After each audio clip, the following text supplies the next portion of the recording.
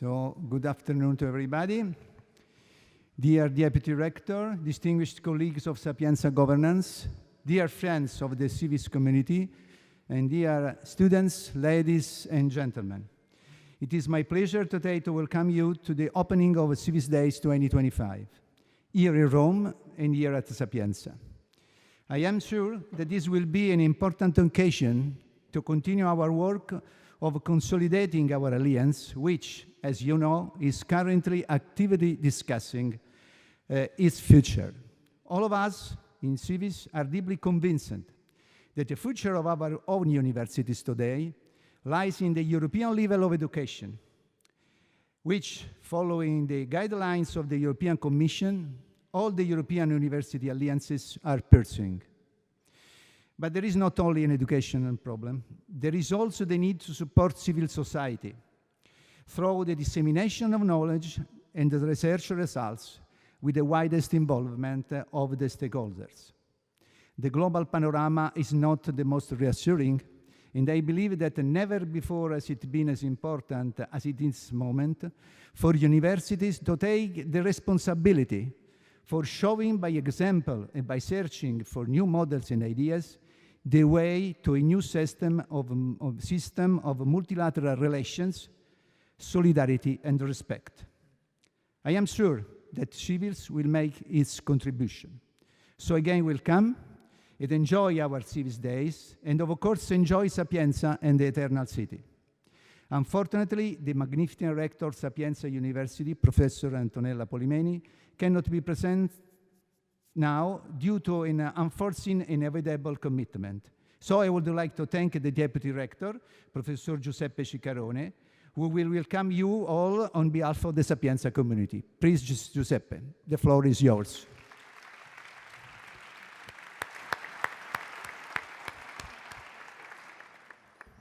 Thank you very much, Carlo. Esteemed colleagues, dear friends, good afternoon.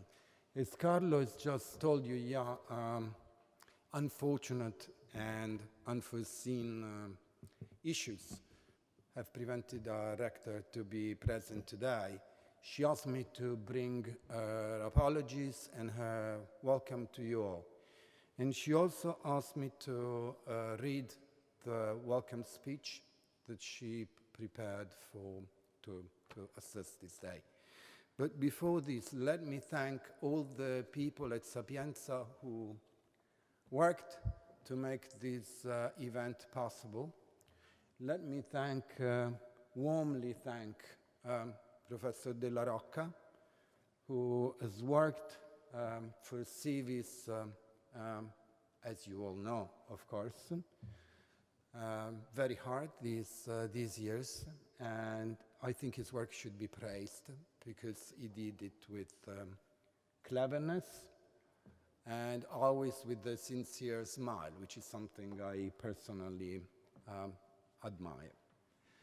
I also wish to thank and welcome our former rector and first president of CIVIS, Professor Eugenio Gaudio, who's here today with us, and also a special and warm welcome to the new Secretary General, Stefan. Where are you? I don't see him. Oh, there you are. Welcome in Sapienza. Welcome you all.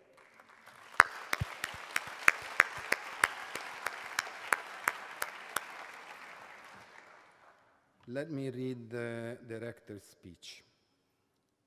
Distinguished guests, esteemed rectors, dear colleagues, dear students, ladies and gentlemen representing our cherished partner universities. It is with profound honor and immense pleasure that I extend to each of you a most sincere welcome to Sapienza University of Rome for this plenary session, marking the official opening of CIVIS Days 2025. We are gathered here in the heart of Rome, a city long dedicated to knowledge and culture, to mark the opening of an event of remarkable significance for the future of higher education in Europe and beyond. The theme guiding our deliberation this year, Inclusion and Diversity in Higher Education, resonates deeply with the core values and missions of our institutions. In academia, the embracing of diversity and inclusion is not merely a moral imperative, it is a strategic necessity. A truly diverse academic community, one that welcomes individuals from all backgrounds, perspectives, and experiences, enriches the learning environment, fosters critical thinking, and stimulates groundbreaking research. It prepares our students to navigate a complex, interconnected world, nurturing empathy, understanding, and the ability to collaborate across differences. When we champion inclusion, we dismantle barriers, ensuring that talent can flourish regardless of origin, identity, or circumstance, thereby strengthening the very fabric of our universities, and by extension, our societies. This commitment to an equitable and inclusive community extends to what Sapienza proudly labels as fourth mission. Beyond teaching, research, technology transfer, and so on, the fourth mission embodies our dedication to civic engagement and social responsibility. It is through this mission that we actively strive to connect academic excellence with societal needs, transforming knowledge into concrete actions that foster a more equitable and inclusive society. The CIVIS Alliance itself, composed of 11 European universities and 6 African partners, explicitly aims to promote civic engagement through its cooperation, directly aligning with Sapienza's vision. As Europe's Civic University Alliance, CIVIC is a testament to this very principle. Its 5 macro areas of activity are all committed to addressing the pressing local and global challenges of our new millennium. Many of these challenges require diverse perspectives and inclusive solutions. Sapienza University of Rome is deeply involved within CIVIS, and this is evident in concrete terms. As of the last academic year, Sapienza has facilitated the mobility of more than 100 outgoing students to CIVIS campuses and welcomed almost twice as many incoming students from partner institutions. Our university has coordinated 10 blended intensive programs with over 200 Sapienza students participating in these programs organized across the Alliance. The remarkable achievements of CIVIS II is in its first 2 years of activity, including more than 4,000 students and more than 600 technical, administrative, and faculty members on mobility, and the finding of over 100 BIPs. These are concrete manifestations of our collective drive towards greater diversity and inclusion. Furthermore, Sapienza is actively engaged in developing multiple and joint degree programs in various hubs, doctoral programs, and alliance projects, showing our collaborative spirit in fostering diverse academic pathways and building a truly civic university. May these 2025 CIVIS days be a testament of our unwavering commitment to shaping a more fair and equitable landscape for higher education, ensuring that the pursuit of knowledge becomes even more inclusive and accessible to everyone and for everyone.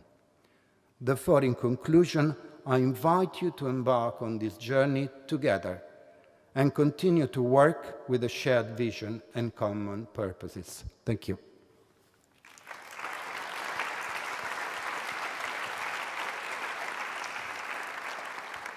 Thank you, Deputy Rector. Thank you, Giuseppe, for your greeting message and for reading the Rector's speech. I'm sure it was very much appreciated. Thanks again.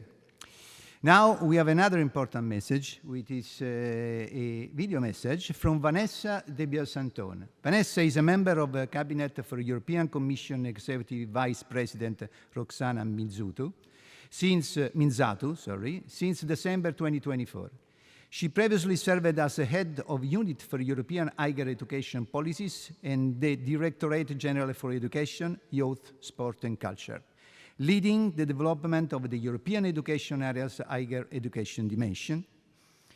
Vanessa played a pivotal role in initiatives such as European University Alliances, the Blueprint for a European Degree, the European Student Card, and the European Strategy for the University. So it is a pleasure for us to get her message. Please go on.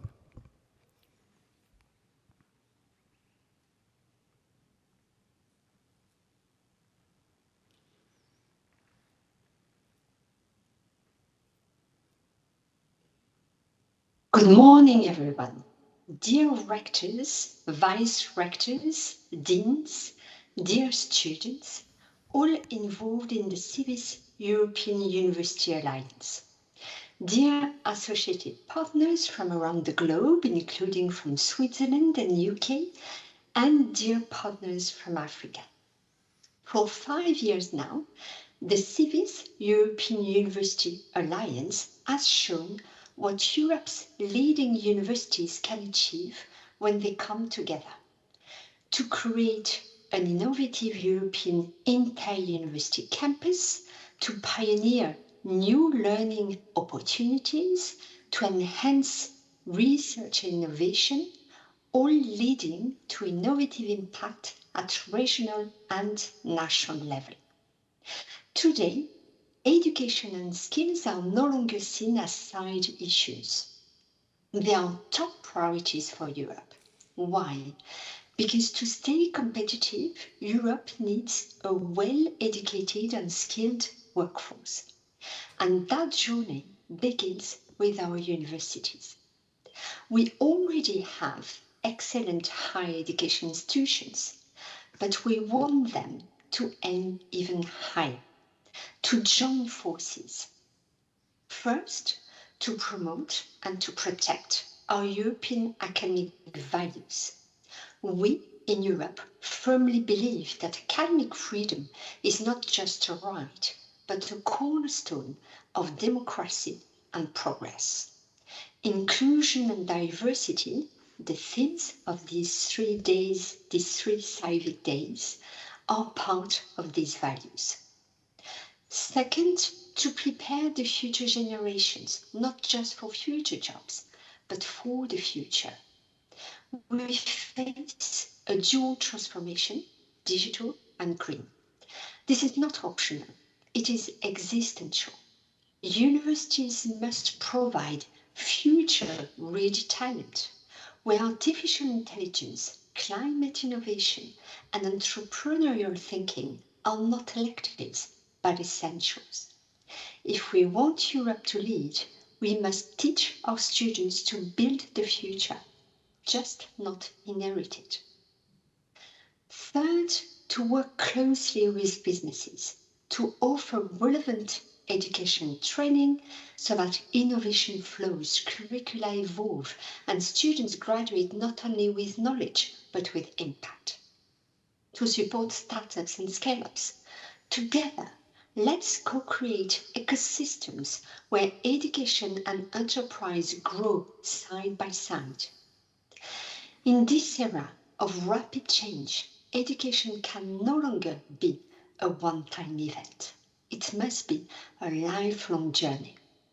Universities are launch pads of continuous growth. We call on you to open your doors even wider, to professionals seeking to reskill, to adults returning to learn, and to all citizens eager to thrive in the new economy. Let's universities and higher education institutions lead the lifelong learning revolution. Fourth, to attract and retain the best talent, let's make Europe the partner of choice for academic and research cooperation with partners across the globe, including from Africa, and for brilliant students, innovative researchers, and bold creators from every corner of the world. Now especially is the time. That's the goal of the Union of Skills, and the first initiatives are already underway.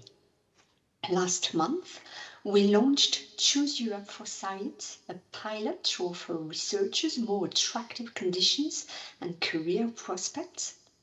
The Council adopted two very important texts to move forward on a European degree, starting with a label. A European degree aims at making it easier for members of CIVIS to offer top-notch joint study programs, pooling your complementary knowledge, your expertise, equipment, and resources together. We will, after the summer, set up a European degree policy lab and launch Erasmus Plus calls for your universities to pilot a European degree label as much as you have been in this journey together with us from the very beginning, and thank you very much for that. And we will strengthen the European Universities Alliances. We will work to give these alliances a suitable legal status and long-term support. Our Executive Vice President of the European Commission, Roxana Mînzatu, will also fight to make sure the next EU budget meets the level of ambition of the Union of Skills. But let us be clear, the Union of Skills will not be built in Brussels. It will be built in the lecture halls, living labs and training centres all across Europe, from Stockholm to Athens, from Bucharest to Madrid, all roads leading to Rome, of course. CIVIS has already shown how much universities can contribute. You bring energy, fresh thinking, bold ideas. We count on your leadership, your creativity, your commitment to help us make the Union of Skills a reality, and to keep showing that Europe's universities stand for knowledge, openness, and freedom. Thank you, and here's to the next 5 years of CIVIS.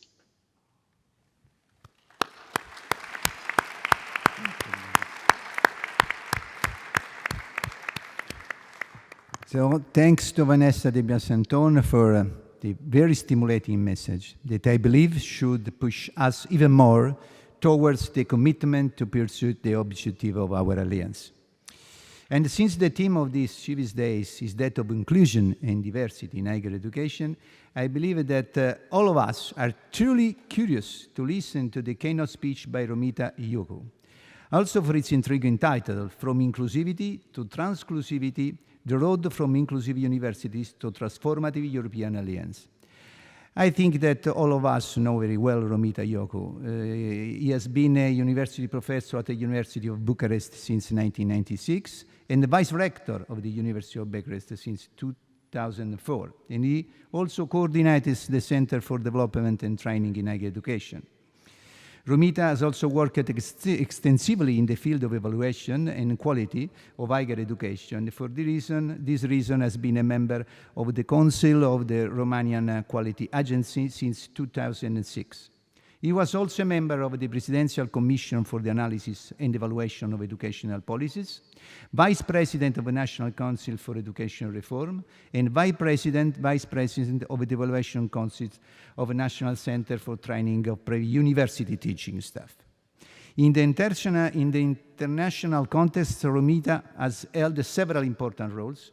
Just to name a few, he has been a member of the International Hall of Fame of Adult and Continuing Education since 2011, and he has coordinated the European Network on Teacher Education Policies since 2010, having been a member of this institution since 2006.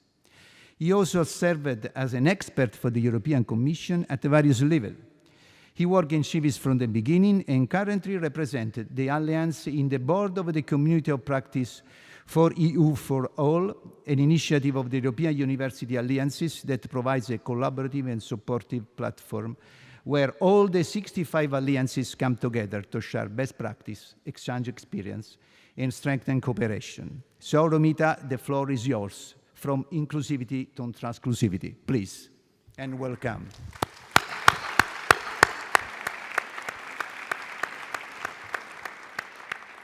Thank you very much, Carlo. I'm so privileged to be here together with all my colleagues.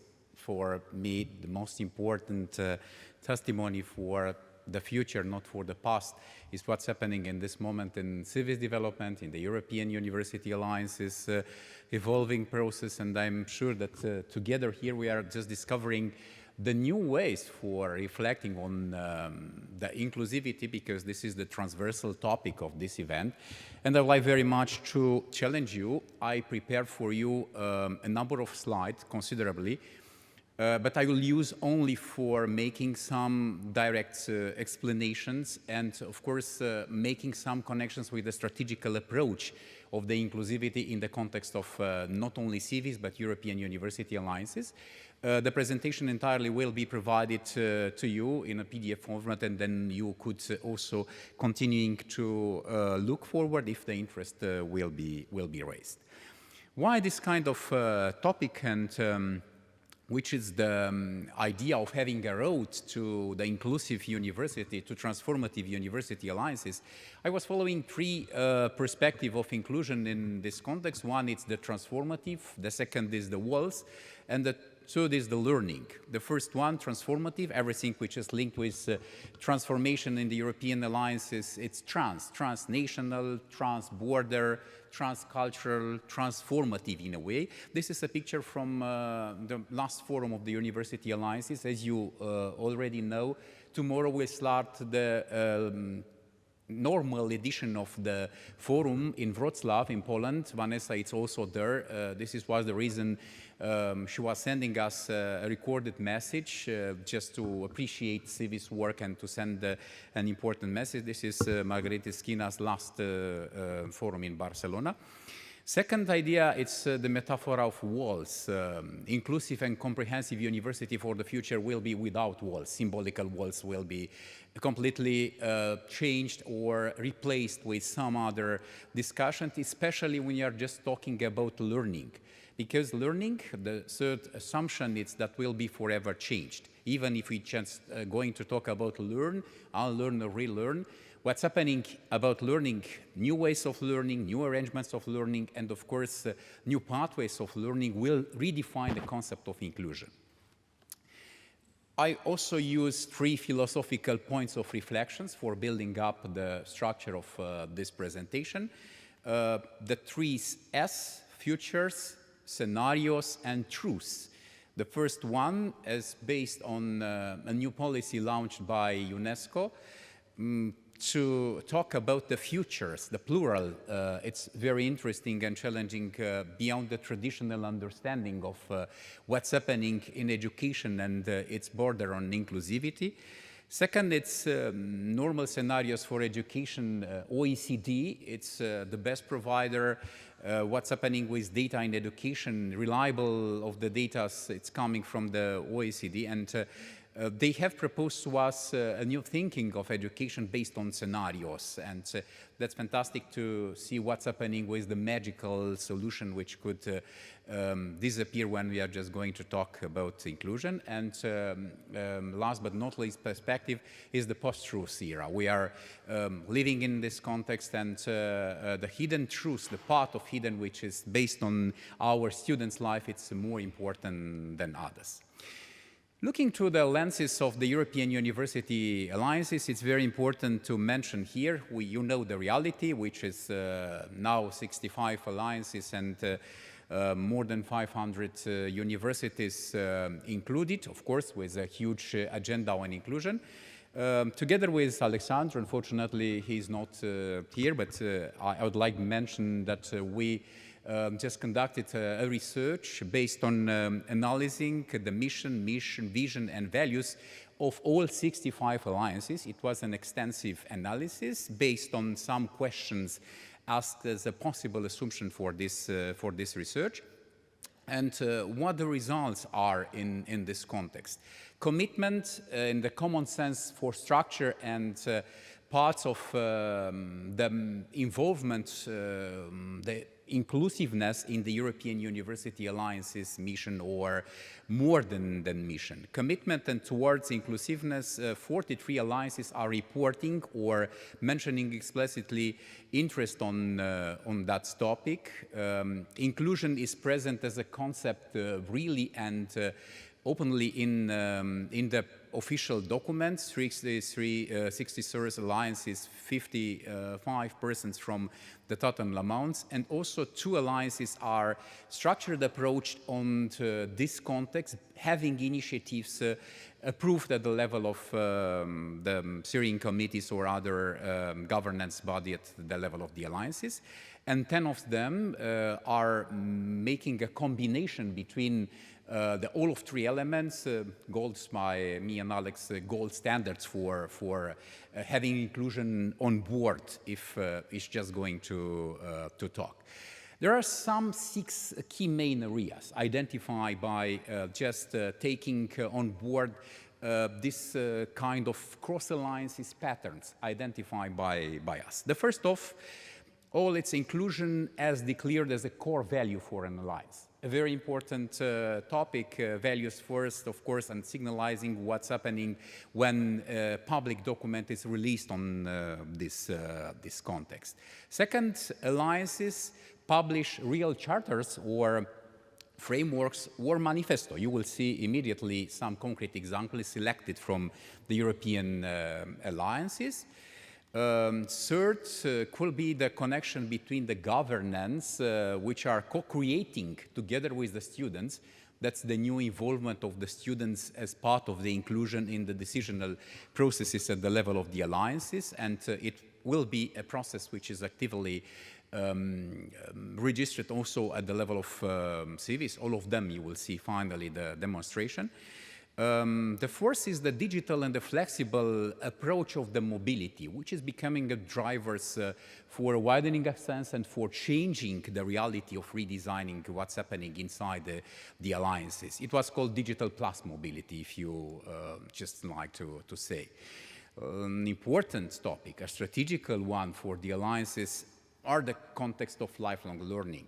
Designing for 13th learners, people who are outside of the university but eager to come back and to create through micro-credential. This is one example for the alliances, to create stackable programs and to open some ways for integrating and in a way rebuilding the classical approach on the curriculum.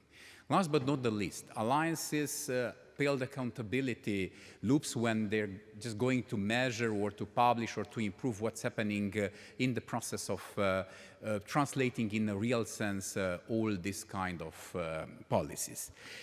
A few examples. I told you, Mattia is with us. I'm very happy that he will share the stage after my presentation as Eutopia important and official voice. This was the example which could be considered as stronger commitment for having inclusiveness inside, but in the same time a way or a tool for empowerment, the sense of belonging at the level of the alliances. UDRES, they are creating multi-culture framework, very interesting experience. I told you about a manifesto on inclusiveness. It was launched by Eutopia, and Mattia, I'm sure that after the presentation will also share with us a concrete example on this idea. I will also select the example of code of conduct in UFA and in UNITA Alliance. They have approved this kind of way.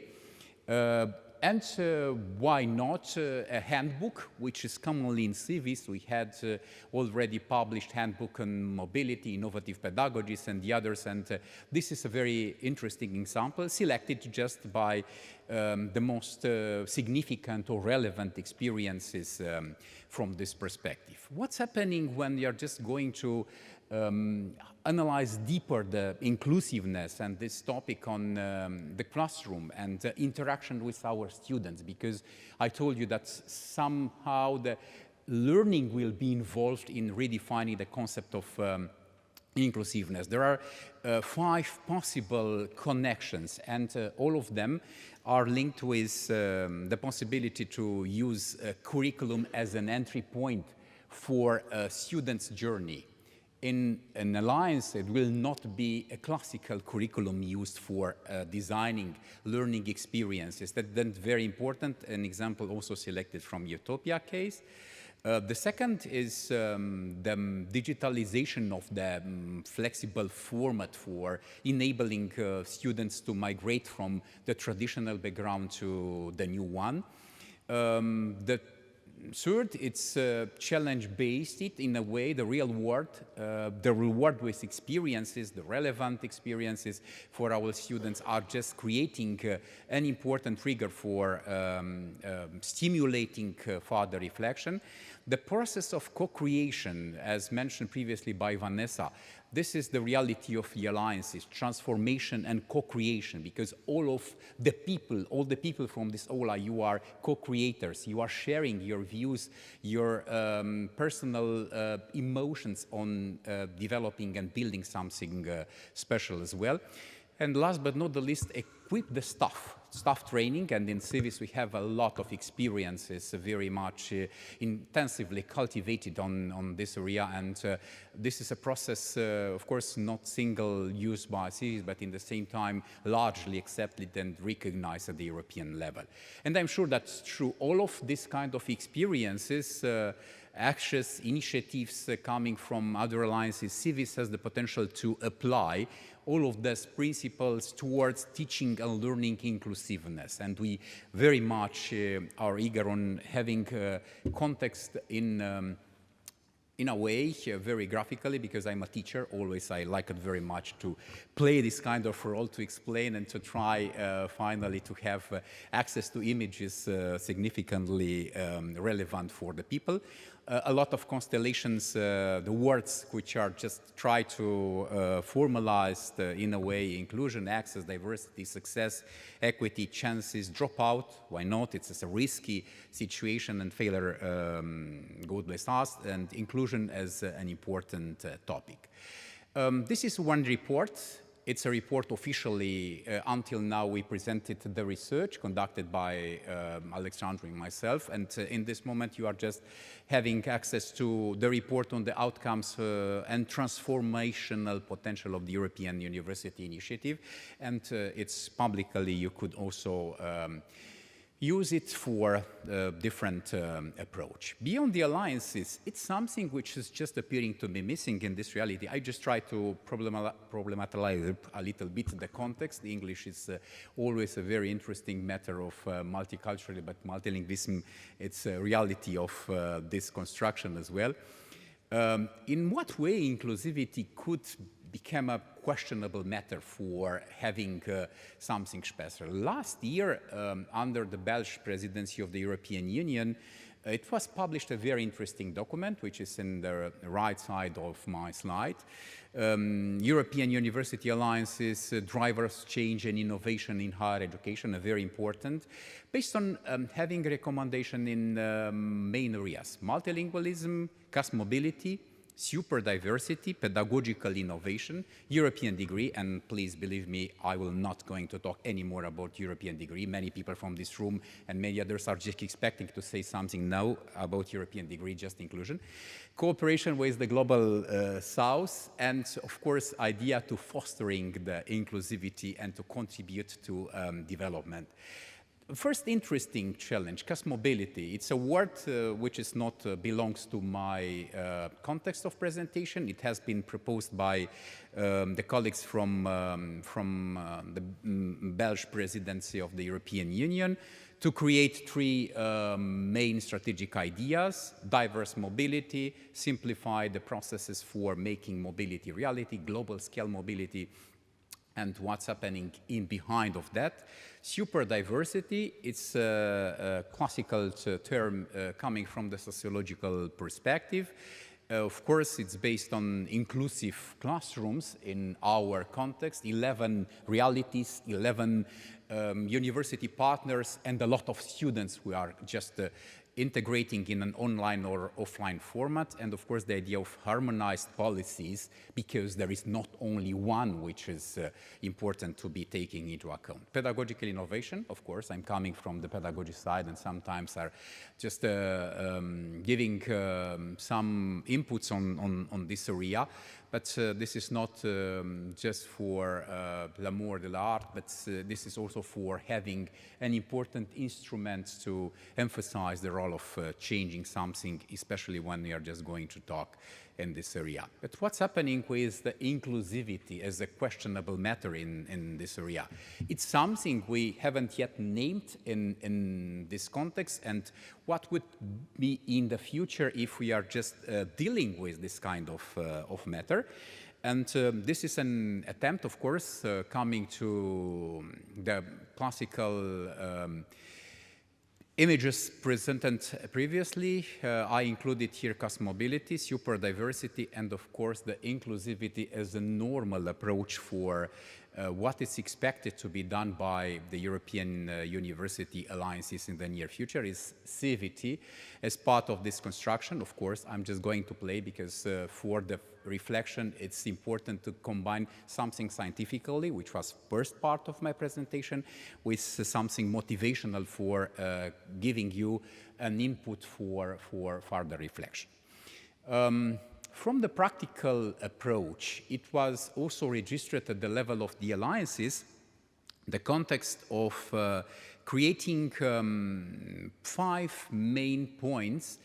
First of them is support for students with disabilities. If you are just asking yourselves in which way integration or inclusivity are describing the reality, it's perhaps the most common sense to give physical and digital accessibility to students, to use assistive technologies, and to support services to tailor and to customize what's happening in education.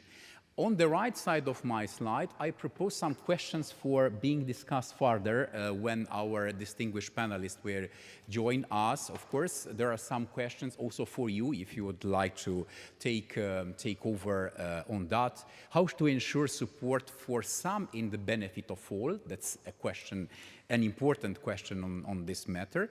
Second line of attention to operationalize in a way the inclusivity, it's the process of access and retention for disadvantaged group in our universities through the financial support, through the outreach programs, or to have some interesting experiences. And I'm sure that distinguished Professor Marian Preda, Director of the university, a little bit later will explain this first generation students, a very interesting program promoted by my university, and could be a good practice for the future. And the question emerged, what ensures a real success of success story in higher education?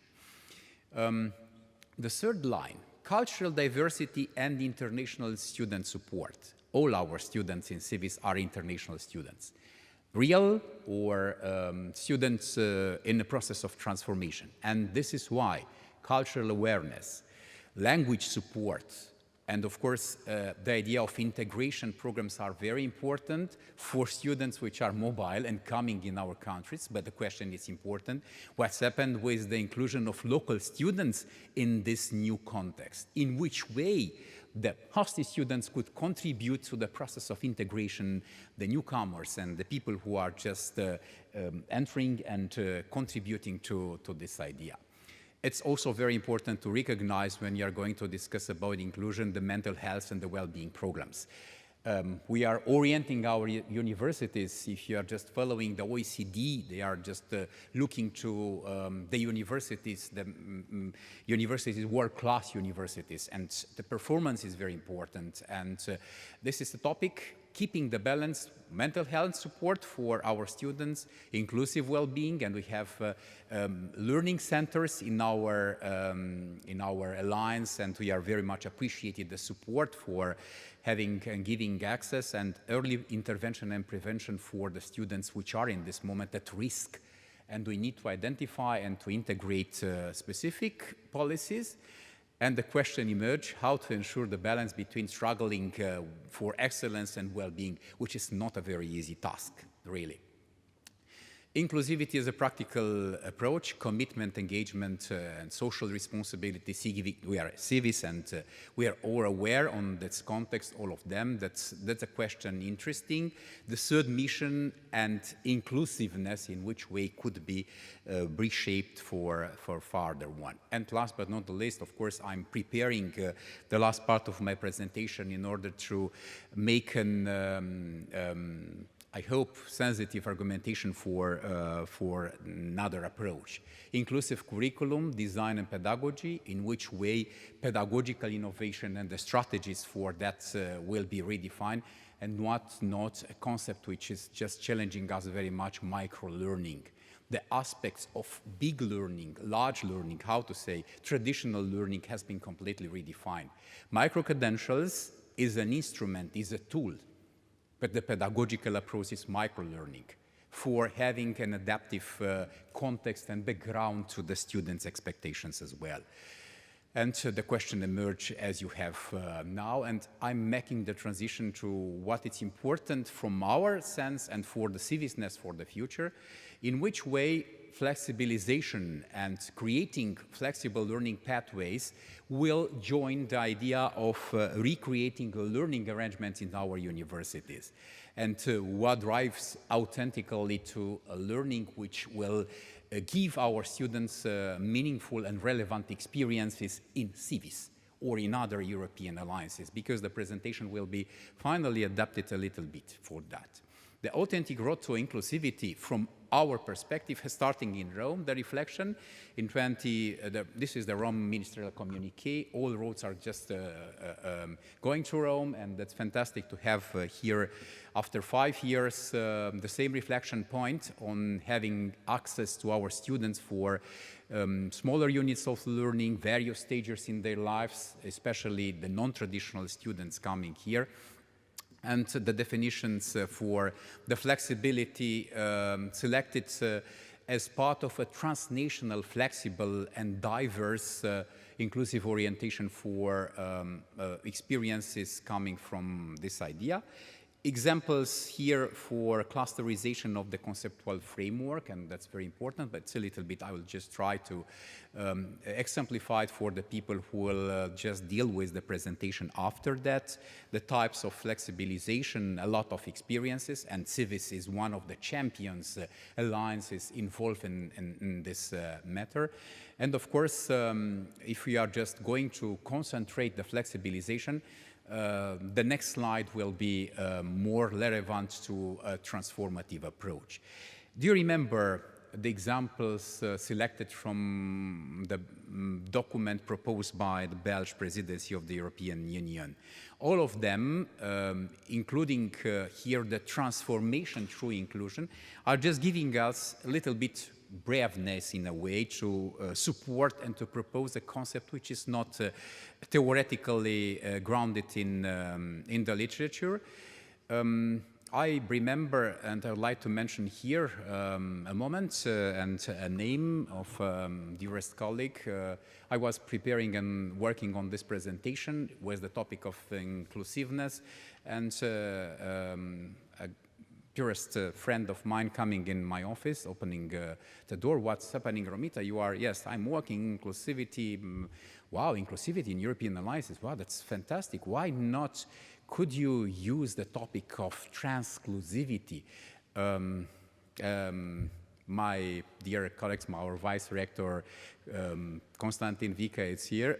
He was influencing me to use this topic, and it's very important to mention this. But in the same time, I also made some research in the past, and we have one reference in 2018 referring to the transclusion, and another one which was in last year in 2024 about transclusivity, especially, which has become necessary to cultivate transclusivity as a balance of potential and actual global unification and localization of social ties. But very important to mention that transclusivity, it's or could be used for characterizing the transformation of existing logics and different perspective for flexibilizing the actors and the space. There are two scattered mentioned in the literature, as I previously demonstrate, but no higher education frame in this area.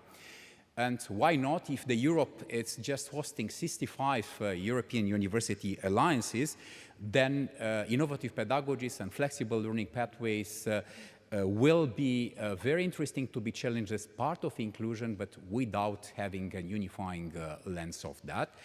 And the reality of having learning as part of transclusiveness, it's more than a necessity in a way.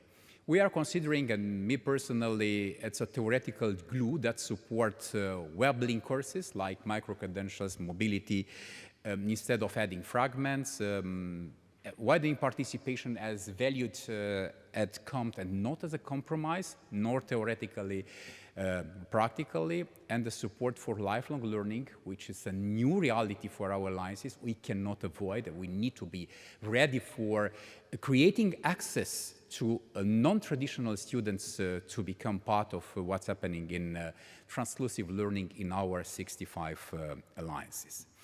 I'm very much carefully with the time, and I will be in time. Thank you very much. I know flexible learning pathways and learning arrangements, that's very important to clarify the concept.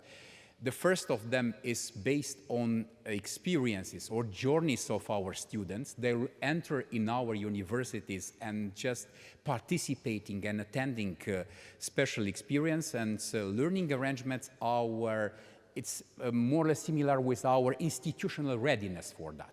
If our institutions will just try to be capable or able to create authentic space for this kind of involvement. More or less practically, if you are just looking to flexible learning pathways, we are comparing with the journeys, with the roads, and the learning arrangements could be compared as part of the infrastructure, the bridges, intersections, and traffic rules, because we need to prepare everything for our students. They should be integrated. They should be, in a way, part of these policies of inclusiveness, to allow the students as travelers to move freely, to change directions, to accumulate credits, to have or explore the side of the routes in a very active participation. And that's not very easy, because sometimes we are very much aware that it's a process of requiring structural and functional intersection. That's the easiest way to understand or to be more visible this process. It's from rigid learning to adaptive learning, which is more flexible and more customized for the needs of the students, completely changed in terms of profiles of learning, learning readiness, and the way of not acquiring finally a certificate, but in the same time experiences which are meaningful, express their own personalities. Looking to the road ahead, the policy tools remain crucial. But for les connaisseurs, just a little to reflect on this slide. If you're just looking, ECTS system, European qualifications, European approach on QA or joint programs, 3 of them are linked with the Bologna process. Do you remember that all the times European university alliances as a political process has been put in a way in contradiction with the Bologna process, which is completely, how to say, a nonsense from a policy development process, because the new one is coming in a continuity. We are recognizing all that the new process of European alliances, the consocialization, it's coming in a normality process of accumulating experiences and using Bologna tools, Bologna instrument as it is presented here. And if you are just looking to what's happening in arrangements, I just try to explain, but this is for the lecture after this presentation. If you are just would like to enter deeper in this explanation, some reflections are very important. There is no flexible learning pathways without adaptable learning arrangements, that our institutions needs to be ready for that. Well-designed learning arrangements are meaningfully diverse, flexible learner pathways in order to have and to accept that this process should be in the benefits of our students. This is not for us, and our students will become our partners, and this is why we ask them for supporting in order to have personalized access to their learning, to move absolutely fluidly in different contexts of our transnational reality, to return to education at any stage of their life. Micro-credentials will play in a very important role in the near future, and I'm sure that it's fantastic. This is why we need to rethink and truly redefine European context on that way. This is just a question for further reflection. In this process, flexible learning pathways will be influenced in the future for or by the learning analytics. I have mentioning some literature in supporting this idea, in which way our learning center in the near future will support us to create inclusiveness, especially when the students will be monitored and assessed according to their personal learning steps. Last part, last 5 minutes. The transformative approach of learning, transclusivity in real dimensions of the alliances. This is a little bit more than CIVIS, and last slides will be dedicated to CIVIS. There are 4 main areas integrated here for the conclusions. And exactly, if you just like to see the figures, the data officially proposed by the Commission, only 39% of the European university alliances existing at this moment are flexibilizing curricula. And 45%, nearly half of the alliances, are using an existing degree for creating a flexibilization of the learning pathways. And that's a process. If you will be interested, the report is available and creates some opening stage for that. CIVIS assets and success story is very important for us, not for, especially for motivational, but in the same time for recognizing the reality. This is a huge achievement for CIVIS, the space for curriculum flexibilization. It was everything from that 2 years ago, when the concept has not been grounded out by the reality. The CIVIS hallmark on excellence and flexibilization, already mentioned by the distinguished Vice Rector, presented previously. It's fantastic to see the diversity in CIVIS, a wide range of transclusive educational format. We are perhaps one of the most inclusive alliance by providing and offering this kind of experiences at the level of one alliance. The jewel of the crown here, the Tracy Master Programs, which is perhaps a luxuriant model for transclusive degree for many alliances, 11 universities involved. It's a fantastic achievement, and we should be very proud on that, and very grateful to the colleagues involved in this work. Please don't forget, CIVIS was mentioned by the UNESCO as a one university alliance. This is a good example for what I'm previously saying about cosmobility, for the diversity of mobility. It's fantastic to see this reality, and please don't ignore. It's work in behind, and a very important way to recognize that. The templates of micro-credentials, it's fantastic to see all of them and to look towards proudness for this proposal. Why not CIVIS are just trying to integrate BIPs in the structure of the traditional programs? It's fantastic, because the students will be integrated and motivated to have more participations in the real sense, and why not micro-credentials are part of the structure of the traditional programs. And last slide, it's normally, as I told you, I'm a teacher and I should be very focused on some pedagogical reflections, and the last image of my presentation should be in a way linked with some transformative perspective, but of course, last but not the least is the idea of transclusivity as part of this process, which has been launched and discussed according to our policies paper, and I'm also very grateful to you for attention, and very grateful to Alex Kartish, Alex, just watching us, for supporting me in realizing this presentation and coming a reality or a truth for you all. Thank you very much, Carlo, as well. 3 minutes before the schedule.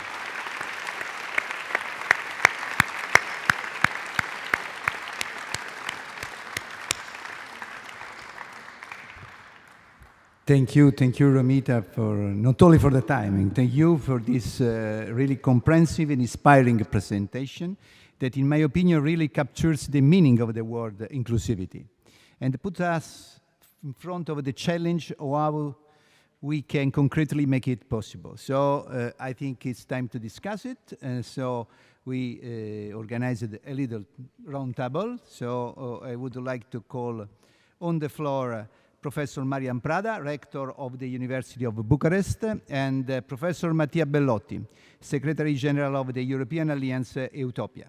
Eutopia was founded in 2019 as an alliance of 10 European universities that share a common vision and are joining forces to build the university of the future.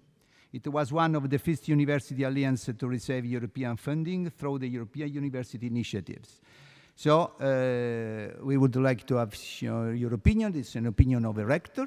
Every day has to face with this problem and to give the strategy to make things really in concrete, and an opinion from an alliance. That is, we hope, is the future of our, existence.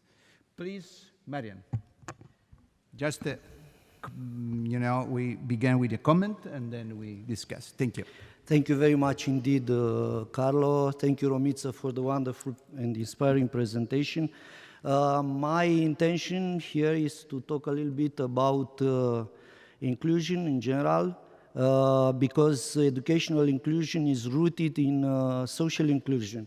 And to convince you that it is not one of those concepts that are demagogical and are subject of conferences and that's it. It is something that is useful and must be considered very seriously in our universities, inclusion and also diversity. So the first idea, inclusion is related to, so at the beginning I will be a little bit theoretical. I promise you that there will be complementary issues. As a sociologist and as a person that has been teaching social policy for 3 decades, I know a few things about social inclusion, and I think they are useful in our debate. So inclusion is related to rights, to citizenship rights, social inclusion in general, and of course to academic rights, academic inclusion, educational inclusion. And in 1949, so immediately after the Second World War, Cambridge University considered that it is important to create a good department of social sciences. They were very good in their fight with Oxford University for excellence in other fields, but not in social sciences. So they invited T.H. Marshall to give a series of lessons as the beginning of the Department of Social Sciences, of Social Policy. And it was a series of lessons that next year became Citizenship and Social Class, the very well-known book of T.H. Marshall. Overall, Marshall said that there are 3 dimensions of citizenship. One is civil, related to liberties and property. The other one is political, related, of course, to political representation. And the third one, extremely important, is social, related to social rights, welfare state, and all the others. So if you consider academic citizenship, we'll find out a few dimensions, and it is important to talk about rights and responsibilities, because we also have responsibilities as academics as we have as citizens.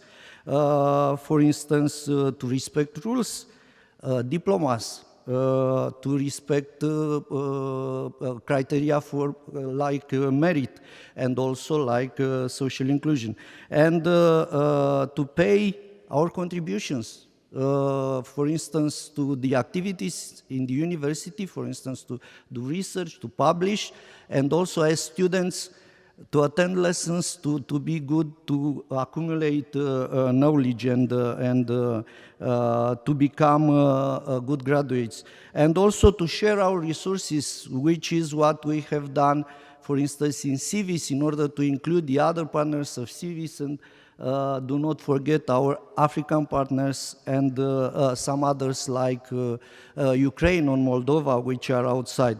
And of course, to provide access to everything. And the second theoretical issue that will allow me to go to practical issues. Graham Room, a British scholar, which happened to be now in Bucharest in my university. I met him yesterday evening in an event held by Faculty of Public Administration from my university that is working with the Romanian government in order to do a diagnosis and to propose a reform of Romanian public administration, which is old and ineffective. Anyway, so Graham Room was appointed in 1902 to conduct the second European Anti-Poverty and Social Inclusion Commission. It was called Poverty II, because there is a history of the concepts.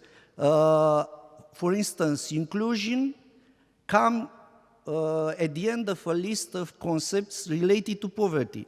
In 1895, British measured for the first time absolute poverty, the minimum income that a family need in order to cover for one person or for a family the basic needs. And then in 1970s, they discussed about relative poverty. How much do we need to be accepted as citizens in comparison with the others? Later on, social exclusion, social deprivation, which is multidimensional, it is not just about money, was the new concept. And then social exclusion, which is the opposite of social inclusion, of course, and after that, social inclusion. It looks that is a rhetoric going from, labeling, that's absolute poverty, and then evoluting to inclusion, social inclusion. So Graham Room, for the first time, did a definition that is quite operational, in my opinion. He said that social exclusion is the situation when citizens or groups of citizens, categories, social categories, have barriers in accessing their rights, in using the rights, in getting included in 4 social subsystems. The first one is a democratic and legal system, which means full access as legal citizen. For instance, who is not a citizen in a country has no rights. Who can't vote, for instance, in a university. In the past, students, for instance, have no rights. Who has not a visa can't be accepted. And it is an issue, and it has become an issue. Not to talk about our African students. Each year, many of us are confronted with students that are accepted, but they can't start their studies because they don't have a visa. And look what is happening now in the United States, where one guy rediscovered that can put other barriers through visa to students that wants to be. That is exclusion. And a few other things, and I will finish. Labor market, which involves economic inclusion. If you do not have access to labor market, you will not get money, and so on and so forth. And education is related to labor market. Because if you don't have a good diploma, you will not find a decent job, you will not get money, and there is a circle there. And also, for us, for instance, European diploma will give access to the labor market to any student, any graduate from any country. And also family and community, which is extremely important. So you could be a student in one university in another country, but if you are not really member of the family of students, the family of that department, you are not fully integrated. And this is another important issue. And finally, welfare state, which involves social integration. And welfare state, in our terms in the academia, means scholarships, social support, money if it's necessary. But overall, and I will finish in 1 minute, overall, what it is important is that overall social inclusion, it is not about money.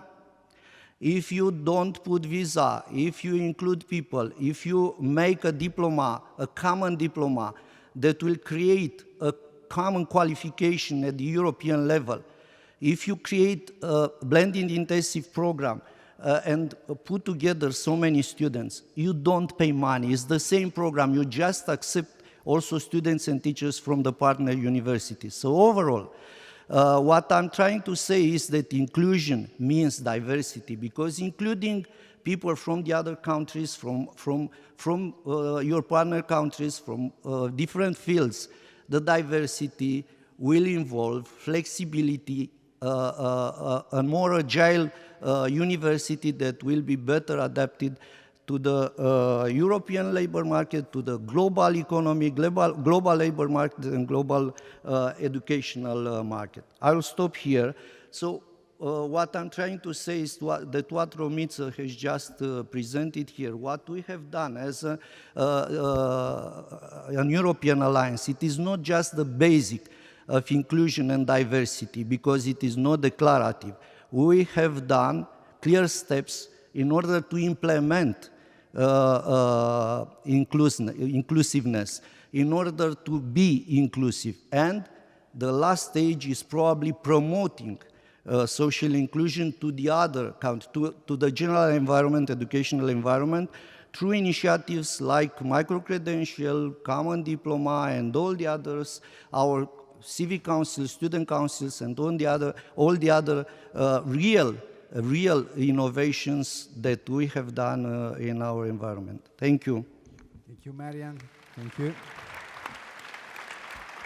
Thank you for sharing with us this very interesting approach that, is a real approach that, means that inclusivity is something doing with democracy and with, social context. Please, Mattia.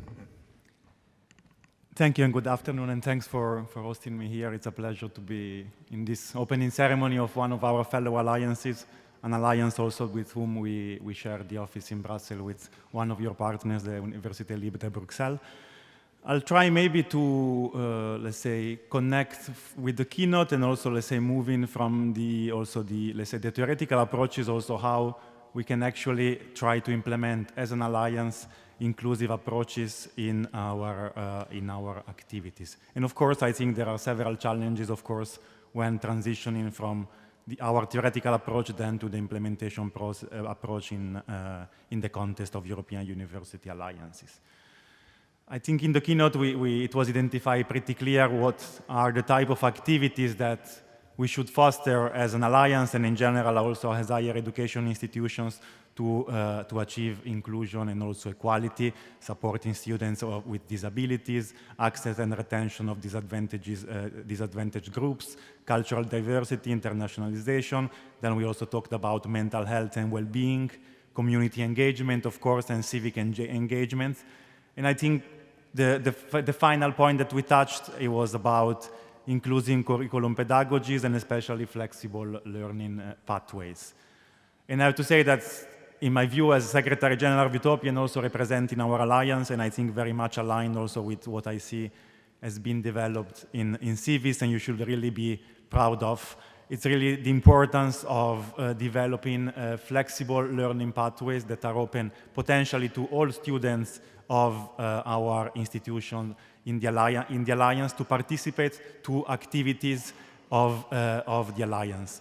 And as you were saying, micro-credential is not the mean, and it's not the mean, is the tool and is the certification at the end that we give to students, but we need to define better tools to be able to integrate programs from alliances, aspects of internationalization in our already existing curricula, and I believe that this is the best way and also somehow the most effective way to open the internationalizations to the potentially higher number of students that we have in our universities.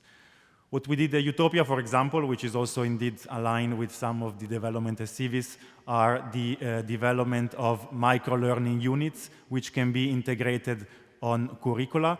Typically, these micro-learning units are developed by academics from across the alliance, and students can attend them very often in terms of online mobility or blended mobility, in some cases with short terms, 3 days, 5 days, BIPs, summer or winter schools that are fully integrated into the curricula, so students can develop credits and can access to them by being simply enrolled in already existing programs, and at the same time are very scalable and allow for reaching and to increase the participation of students from our universities. This is, of course, in theory, a very effective approach, and we already see in our alliance how this allows to reach thousands of students every year, which of course is a very high number that cannot be easily achieved if we are focusing on more structured joint programs or examples. However, in practice, this also requires consistent resources that as a higher education institutions, we always struggle to identify. Of course, we have some support from the European Commissions, but we always need to identify more and more funding opportunities and ways to involve our academics in the development of these activities. And at the same time, we also need always to have this balance between indeed what is the actual and potential approach and the potential of our model, and then actually what actually we can implement, and specifically how actually we can monitor this implementation. I think, and I'm pretty sure that it is also one of the ongoing discussion on your alliance, how to monitor the implementation of activities on the alliance, how to monitor the impact of these activities on the, let's say, daily business of your institutions. And this is in particular even more difficult when it comes to inclusions, as it's not always easy to identify measures for measuring the effectiveness of the impact of these inclusive approaches. And just for example, very recently, and you've seen also in our alliance, we've worked from the beginning on the definition of an inclusion manifesto and an inclusion framework, which have been developed together by all our partners, have been approved at the highest leadership levels, and they are in place since almost 3 years by now.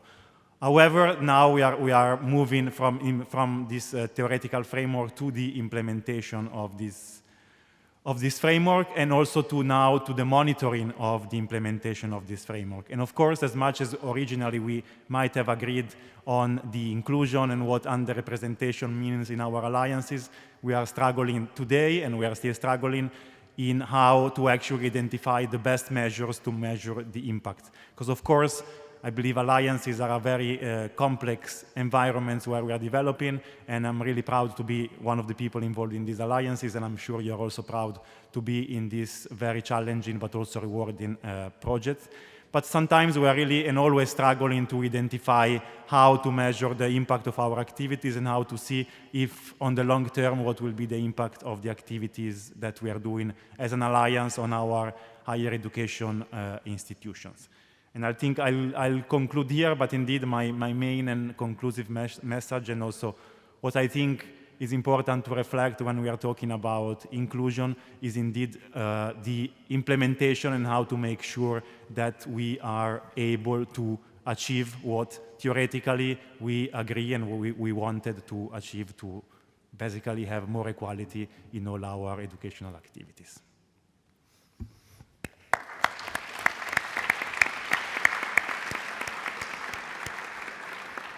Thank you, Mattia, and we have time for a second round, okay? But just to be a little bit, more concrete.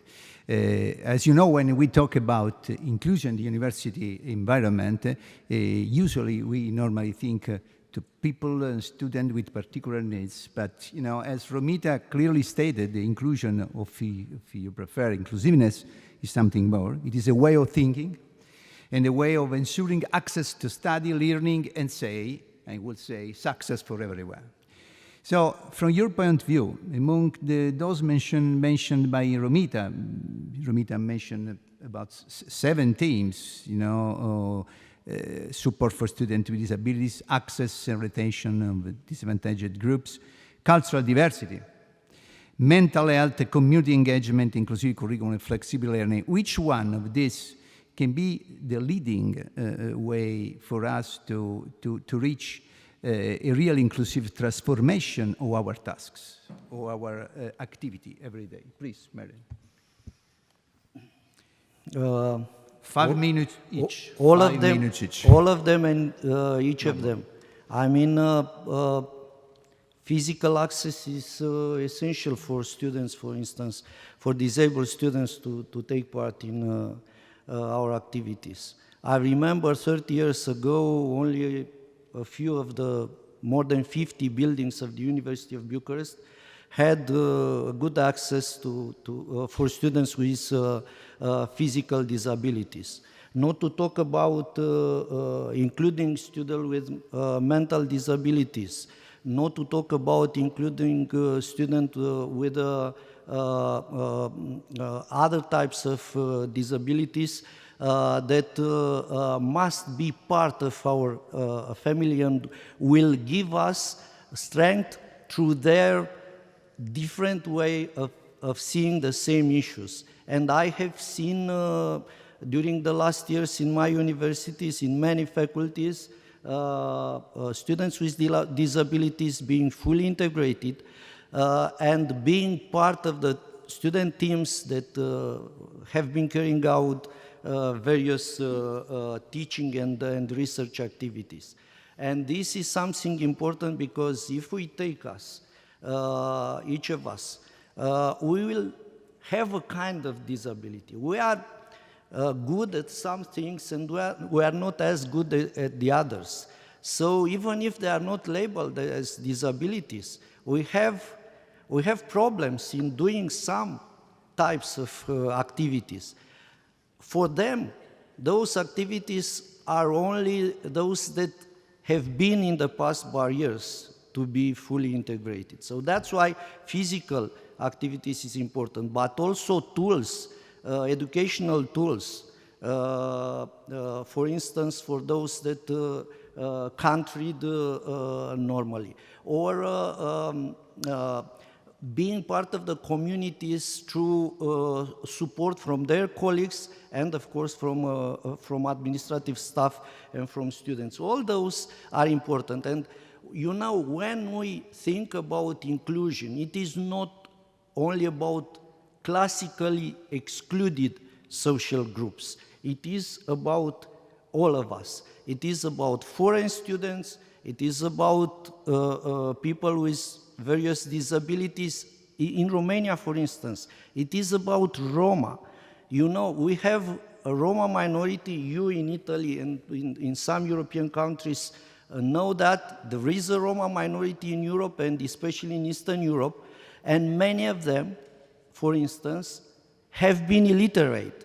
So Romania, for instance, provided a special program for Roma pupils to get special access, special places in primary school and then in higher education in order to create models for other Roma pupils to get access.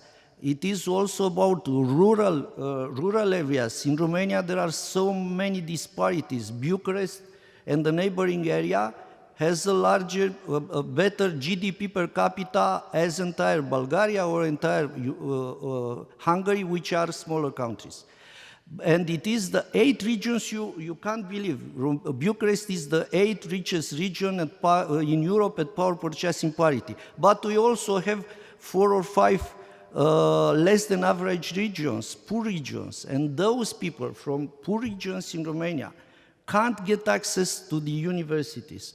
And there are economic barriers, there are cultural barriers, they have poor quality schools in their communities.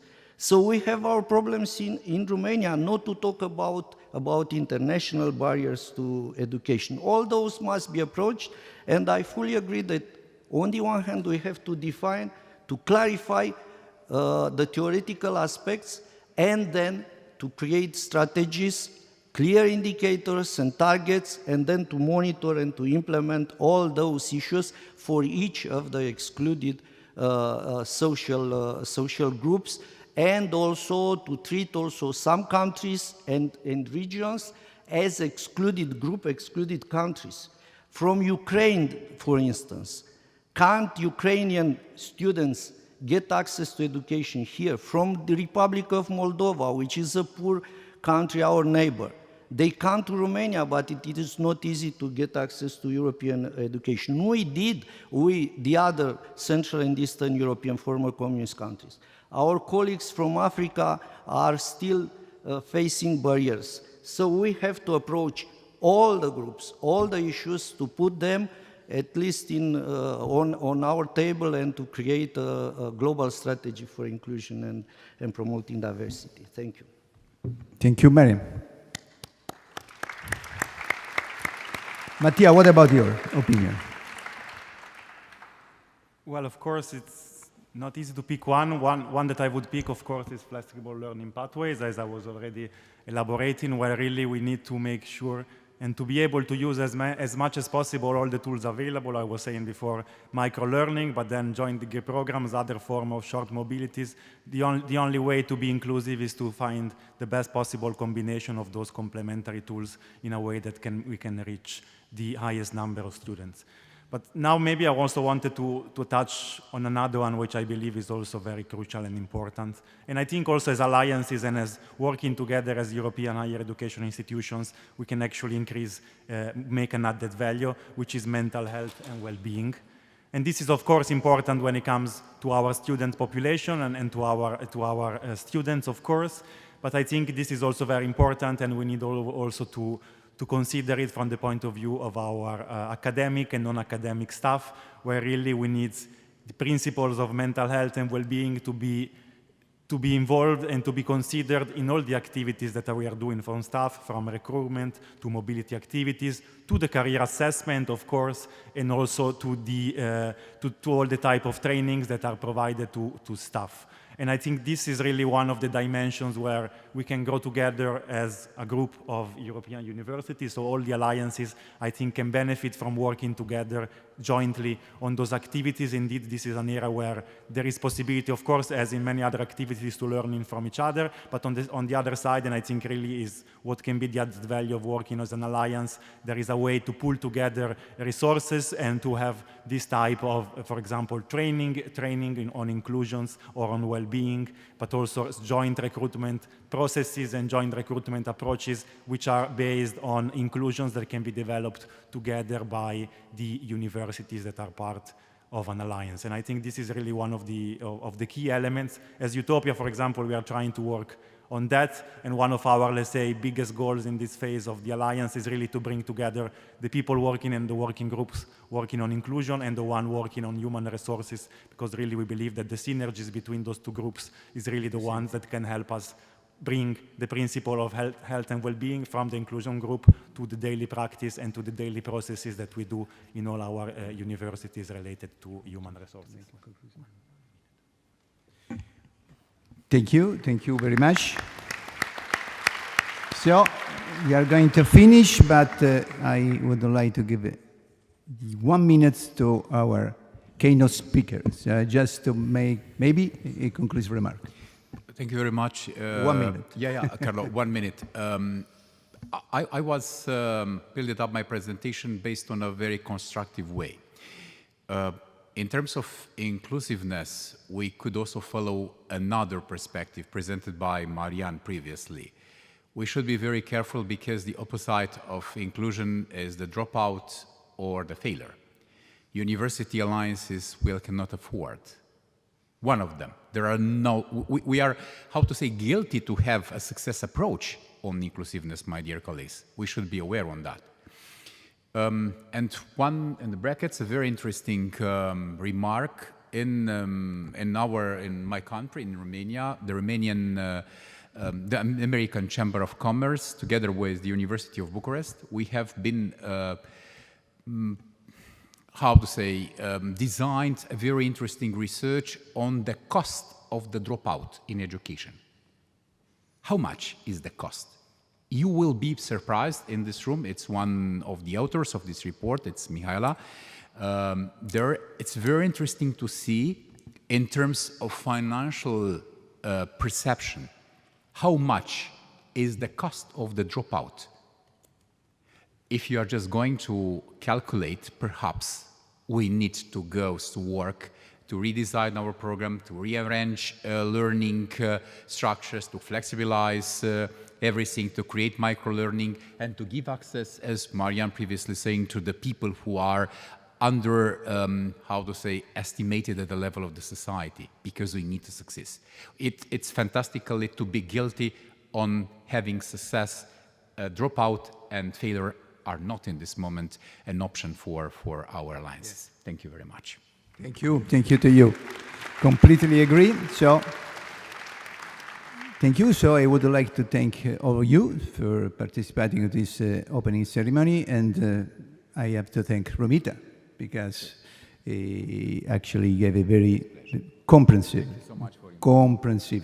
and wonderful presentation. I have to thank Mattia and Marian, because they discussed the topic in a very interesting way. So I think that we can have a take-home message. We have to make the inclusion possible. We have to make the inclusion happen. So that's what we have to do as CIVIS, as I would like to say, like a university, like single person, because I would like to say again, inclusiveness is a way of thinking. So it's something that each of us has to cultivate. So thanks to everybody. I have to just give you some brief technical information. Now there is a little coffee break. After that, the parallel session will start, and we have altogether an appointment tonight at 7:30 p.m. to have some food together, a sort of a gala dinner, and we will meet just in front of a theater inside the campus, but you'll have a person getting you with your hand, and so everybody are collecting, so don't worry about that. At 9 o'clock, when we will enjoy our, time, we will have a little concert by Mînzatu Orchestra. It will exactly in the same place we will have our gala dinner. And another little thing is that we have to change one room for one session. The session on the seed fund project is not more in the previous room, but is in the Calasso room. So this session is going to start at, I think, 5:30 p.m. Is right? Okay. So this is another information you have to get. But anyway, you'll have a person coming and pick you up everywhere you were. Okay? Thank you very much to all of you, and enjoy the CIVIS Day, enjoy Sapienza, enjoy Rome. Thank you.